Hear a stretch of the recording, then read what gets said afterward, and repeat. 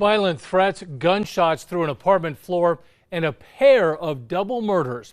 Families caught in the middle of it believe it all could have been prevented. KRQE News 13 investigative reporter Gabrielle Burkhart takes you through the harrowing case of John Paul Vallejos. And a warning, some of the video you're about to see is disturbing. September of last year, a well-positioned surveillance camera at an Albuquerque apartment complex captures a murder in cold blood. Daniel Humphrey was opening his door when this man walks up to him, pulls out a gun, and shoots the 31-year-old in the head. The gunman then went inside, shooting Humphrey's aunt, Sonia Tenorio. Witnesses quickly ID'd the killer in the video as the victim's upstairs neighbor, John Paul Vallejos. John Paul Vallejos. The SWAT team arrests him the next day at a relative's home. Did anyone see this coming?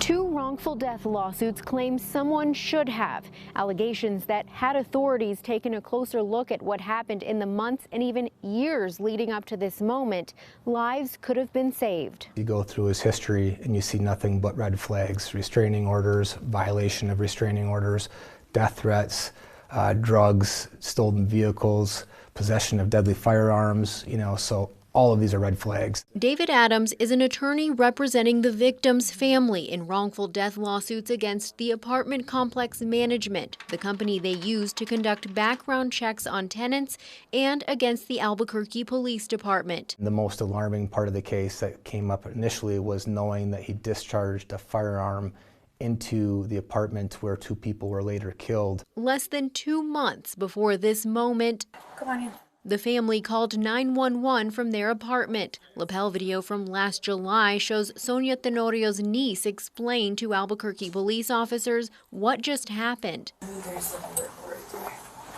there. Okay. Did you hear anything? Yeah, hell yeah. Well, I heard a big old boom and I was like, I'm familiar with the sound of a gun, A gunshot through her bedroom ceiling. What does he I have have? kids. I have an infant who's crawling, so that was my biggest scare was, what if my baby was right there? No one was hit that day, but the family was clearly shaken. I hope it was accidental, Maybe he's just cleaning his firearm and it went off. But Yeah.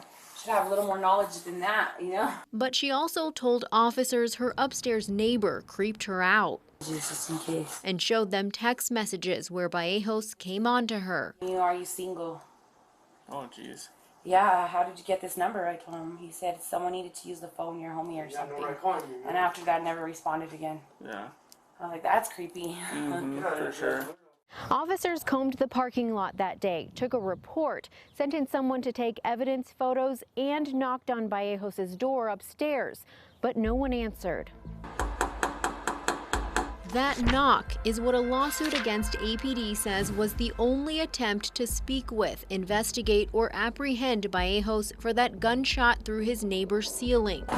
Nearly 2 months later, APD would be back to the family's apartment, this time investigating 2 murders. Did you guys see anybody? Adams says when officers took the shooting report in July, investigators should have known Vallejos was a convicted felon and the prime suspect in another double murder. Vallejos' uncle, Hezekiel Cordova, and his uncle's longtime girlfriend, Virginia Serna, were found shot to death in their Barelas home back in May.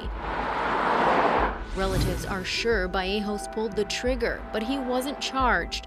Adams points to red flags Vallejos' own uncle raised when he filed a restraining order against his nephew in 2020, writing Vallejos was violent and, quote, constantly reminds us that he's murdered someone before and got away with self-defense and that he would not be afraid to kill us. For the family, holding people accountable that could have had a role in preventing this from happening. 2 days after his neighbors reported a gunshot through their ceiling. It definitely came from his apartment. An officer noted he went back to the complex and traced the SUV parked outside Vallejos' apartment to his murdered uncle, Hezekiel Cordova.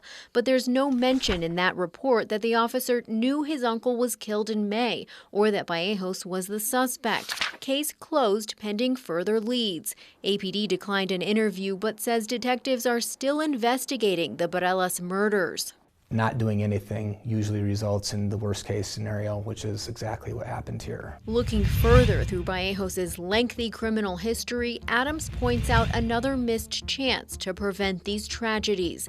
In 2016, Vallejos' mom called the cops saying her son was on meth, holding a gun to her face. Vallejos told officers at the time he was suffering from PTSD after he'd killed a home intruder the year prior in a, quote, justified shooting. Months later, the case involving his mom was dismissed due to lack of victim cooperation. Now charged in 2 murders and the prime suspect in 2 more. Hey, what year is it, John?